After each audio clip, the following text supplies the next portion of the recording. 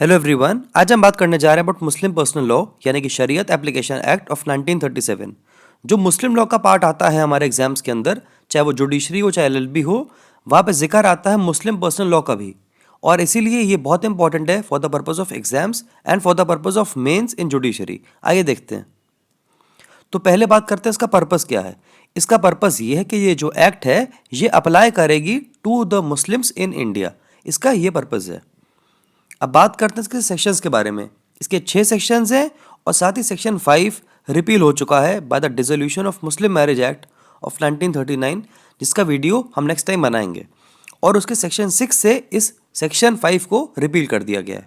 आइए बात करते हैं आगे। अब बात करते हैं सेक्शन 2 की। वो ये कहता है कि चाहे कोई भी कस्टम हो या यूजेज हो, लेकिन अगर इंटरस्टेट सक्सेशन की बात आएगी या बात आएगी स्पेशल प्रॉपर्टी ऑफ फीमेल्स की, मैरिजेस की, डिसोल्यूशन ऑफ मैरिजेस की, तलाक की या मेंटेनेंस की, डोवर की, गार्डियनशिप की, ट्रस्ट की या वक्फ की, और अगर दोनों पार्टी मुस्लिम्स हैं तो अप्लाई होगा शरीयत यानी कि मुस्लिम पर्सनल लॉ उनके ऊपर। सेविंग एग्रीकल्चरल लैंड यानी कि एग्रीकल्चरल लैंड के अलावा ये बाकी जगहों पे अप्लाई होगा, यानी कि पहले के 10 पॉइंट्स के ऊपर।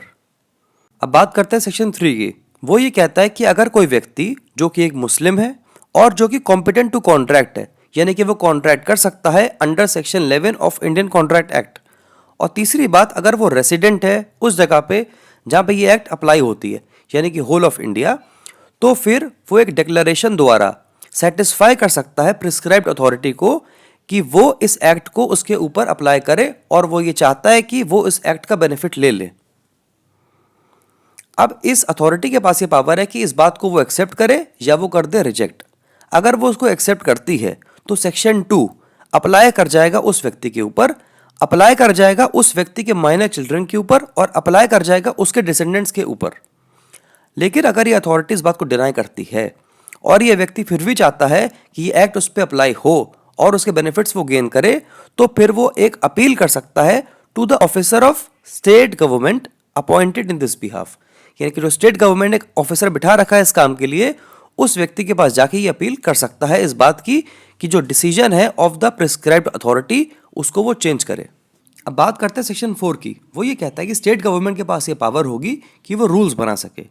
रूल्स का मतलब ये होता है कि वो एक एग्जीक्यूटिव ऑर्डर पास करेगी और उसमें रूल्स होंगे ताकि इस एक्ट को यानी कि शरीयत एक्ट को एप्लीकेशन में लाया जा सके।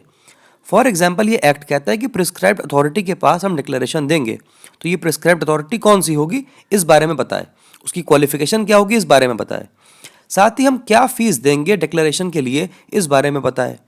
साथ ही अगर ये अथॉरिटी हमारे घर पे विजिट करती है इस काम के लिए तो फिर वो क्या फीस लेगी, या फिर कितने टाइम में हमको फीस देनी होगी, या किस तरीके से फीस देनी होगी, इन सब बातों को लेके और अलग अलग बातों को लेके भी जो इसके बाहर की हैं, स्टेट गवर्नमेंट के पास ये पावर होगी कि वो एग्जीक्यूटिव ऑर्डर के थ्रू रूल्स बनाए ताकि ये एक्ट इफेक्ट में आ सके। Thank you everyone.